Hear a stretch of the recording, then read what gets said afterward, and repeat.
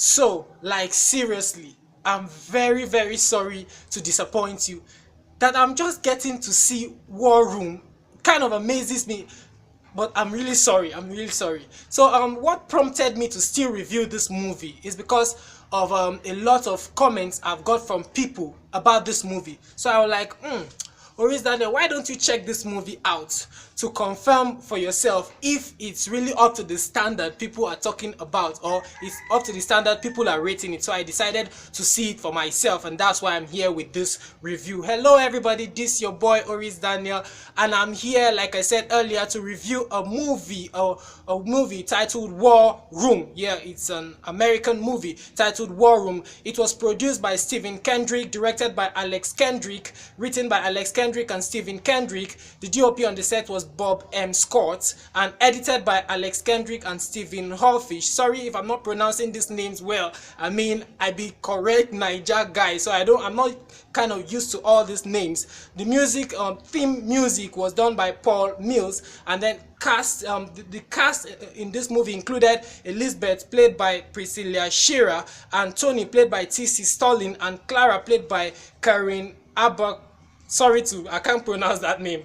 Sorry for that. So, I mean, I'm just going to give you a brief summary of the storyline. I mean, you all have seen this film, so I'm not going to be going too far when in terms of giving you the storyline. I won't be going too far. So you all, if you've not seen it, please, you need to go and check it out. So when a lot of people kept on recommending this film, talking about this film, I kept on telling me this movie is great, it's on point, it's so powerful, I was like, I needed to see for myself. And when I saw this film, I mean, my expectation for this movie was not up to my expectation. Sorry for that. Sorry to say that. It wasn't up to my expectation. What I expected from how people were talking about it, from how I've been anticipating this movie.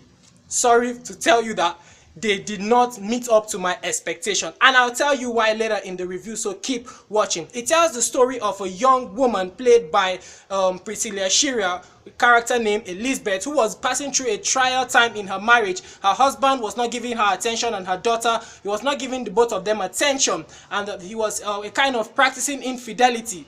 You understand what I'm saying? He's dating someone in his office, and then Priscilla Shearer, who played Elizabeth, met Mrs. Clara, who had been in the same shoe before, who had been in the same situation before. And Mrs. Clara's prayer was that when she overcame hers, she had this oath, a covenant with God, that she was going to put other women through who were passing through the same situation. So meeting Elizabeth was like her mission. So she carried it out, and at the end of the day, she advised her to fight in prayers rather than fighting physically. She told her about the real enemy, which is the devil, and not her husband.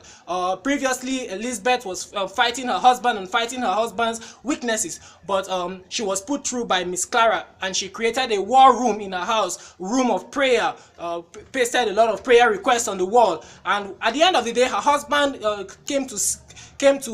he lost his job, and then he came to his senses and then started giving his family time. He discovered the war room, the prayer room, and he was kind of surprised. Upon all this I've done to my wife, she still cares for me to the extent that she's still praying for me this much. So he was amazed, and then I think he repented, and then he returned everything he stole in his office, and then his office sacked him. He returned everything he stole, and then I think his boss, played by the director, who was Alex Kendrick, accepted him back to work in the company. So that was all about the storyline. It's a beautiful storyline, beautiful message. The message is great, and it was on point. So I'm going to go straight up to the things I love and things I did not like about War Room. Yeah, I love the acting. All actors were professional. None of them looked at the camera. They were all professional in their acting. I mean, they did excellently well. You could hardly tell if they were acting. They presented the whole thing so real that you could hardly distinguish. So the technical aspect of the movie, cinematography, editing, I mean, the shots, I mean, everything, the audio, the editing, all were on point. It was okay. The technical aspect of the movie was okay. I didn't have any problem with the technical aspect. Also, it was well closed. I mean, the film ended well. I mean, I was satisfied the way the movie ended. You know, some kind of films you watch, and then at the end of the day, you'll be like, is that the end? What of this? What of that? it was complete. In this case, the film ended well. They wrapped the whole story up well. Kudos to the writer for that. Locations were beautiful. Those were the things I love about War Room. Straight up to the things I did not like about War Room, the story began to drag at some point. I felt at some point the story should have ended, but they kept on dragging the story, and then that it kind of diminished the value of War Room. The story dragged on way too long. I mean, if it was shorter, it would have been well appreciated than the length at which they took it. Also, Elizabeth, the character Elizabeth didn't really portray the character of a careless, prayerless wife at the beginning. She was still the same thing. I mean, her outward appearance when she was a prayerless wife, to her outward appearance, and also her physical attributes when she began to pray, it was the same thing. You could hardly differentiate between the two personalities. I don't know. I mean, emotion-wise, the way she dresses, makeup. I mean, when she was a prayerless wife, I think a lot of maybe she should have focused. They should have focused more on making her up. Maybe she should have focused on her clothing, makeup, excessive makeup, and all that. And then the way she should have been talking, maybe she should have been talking more than she was talking when she began to pray. When she became a prayerful wife, I just felt that there was something missing. I mean, you couldn't differentiate perfectly between the prayerless Elizabeth and the prayerful Elizabeth, if not for some utterances, maybe just for some words that she was saying. Also, until the husband lost his job before he came back to his senses. I mean, that impression, I don't like that impression that until someone loses his job before he comes back to God. Maybe they should have made the story in another, they should have made it wrap up in another angle. He shouldn't have lost his job before submitting, before coming back to God. That's just a personal opinion. Maybe he should have, something else should have happened, not until he lost his job before he now realized, oh, there is God, my wife is there, everything is there. I mean, somebody that lost his job, as usual, he'll come back to his family now. He'll come and take care of his wife, take care of his daughter.